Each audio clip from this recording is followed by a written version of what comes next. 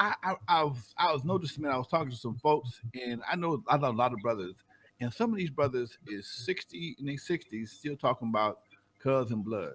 What you think about that? It's crazy because we don't grow up. It seems like in the black community, I looked at it as I call it the Peter Pan effect.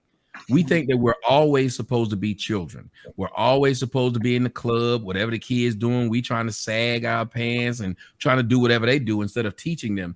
I lived my 20s and I enjoyed my 20s. I lived my 30s and I enjoyed my 30s. I'm in my 40s. I'm enjoying my 40s and I'm going to keep doing that. But I'm going to grow as I age. I'm not going to stay stagnant. And I'm with you on that. When these men can't become teachers, when you're young, you're a doer.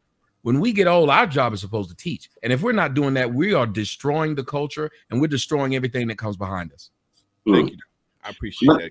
Can I ask you something, Tommy? Go ahead. Yeah, have you ever shared your thoughts?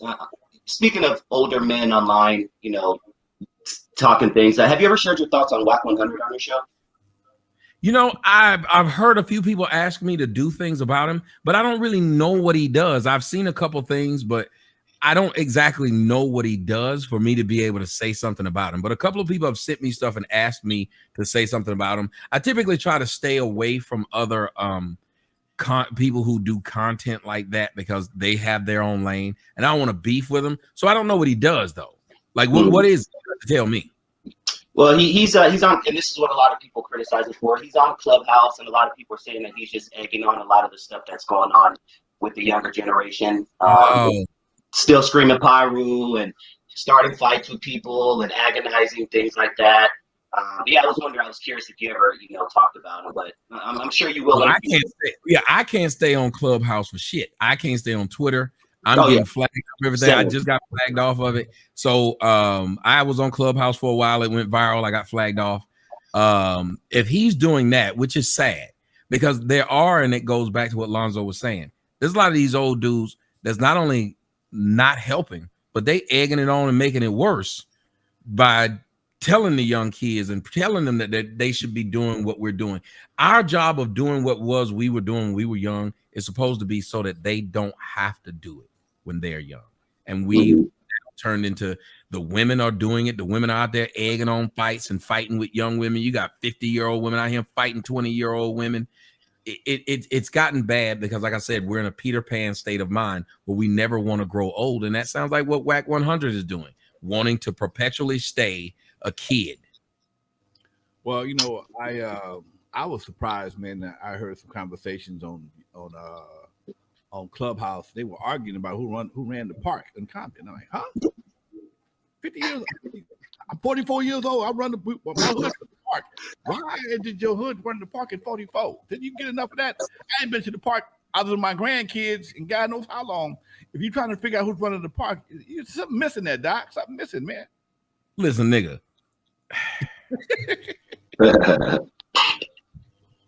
I'm 46 years old. I barely can run the steps, much less run in the park. I'm telling you. That is crazy to think, like you said, like, bro, come on, let somebody else have that. Pass the baton. Right. Why are you still talking like this? Like when they was talking about giving Snoop a pass in the hood, I'm like, that's a old G. Let that. Why is he even going through this? He shouldn't have to have this conversation. What what about this thing? Have you heard about this? Folks got to check in. This new thing they got for all the rappers. What's your opinion on that, man? It's sad. I mean, think about it. What happened out there in LA? You guys know. You've had a few famous rappers you had one from here in Atlanta who flew out there, and y'all got him as soon as he got off the plane. Y'all had another one that got stabbed a little while ago. It seems like, if you just think about it, there is no other culture. You never heard of Garth Brooks having to check in when he went to Tennessee. You know, he never heard of anybody else. We have destroyed it to the point of where these young cats are being murdered unceremoniously. Like it's just they're going somewhere. What was the young kid out there? Was it Pop Smoke? Where they went and got him.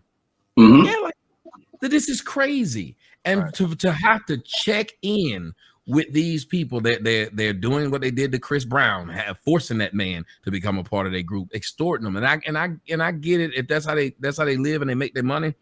But when are we gonna get back to it's all about the art form? Let the art form matter instead of you are taking out these artists. These artists are trying to blur the line between the street and the music. Let it be just music. Leave it at that.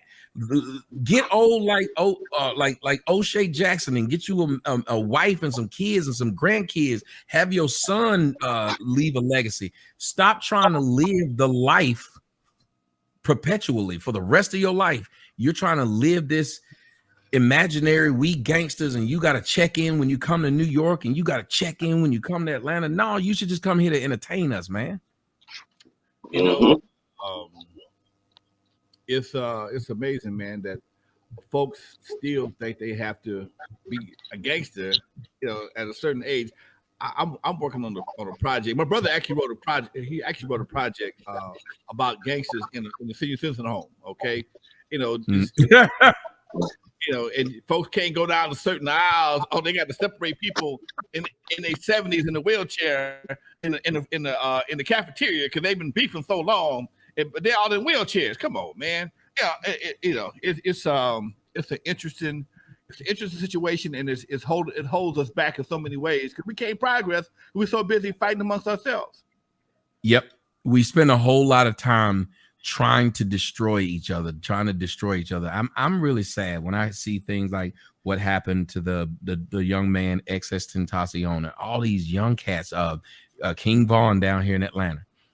These men are losing their lives, and you got to remember, a lot of these men, they were the sole source of income for not only like the girl they with, but their mama, their children, their friend. Like they were the breadwinner, and then we're just wiping them out. What happened with the young dude, Duck, wiped out. Now his mom is struggling to pay bills. Like all these people missing out just because somebody decided to end the life of another black person, but then we'll get up and holler Black Lives Matter. We got to start with us first. Right. They got to matter people first, man. They got to matter. And I've had arguments about this, man. I've had arguments and serious debates about Black Lives Matter. Well, man, how come it don't matter to us? Well, man, because the oppressor and blah, blah, this. And come on, man. At some point in time, you got to look in the mirror, dude. Yep. Ain't nobody running up and down the streets in the middle of the night other than shooting at each other. Okay. But think about it this way. We don't have to go check in white neighborhoods. If white people are so racist, we should have to check in when we go in white towns. We should be worried when we go to places where it's a bunch of whites that they're going to kill us. But we're not. We're worried when we go into an all-black neighborhood in another city because we might have on the wrong clothes. We might know the wrong person. We might have said the wrong thing online. And now somebody I don't know, was another rapper at an airport, had the fans of another rapper try to fight him. Wow.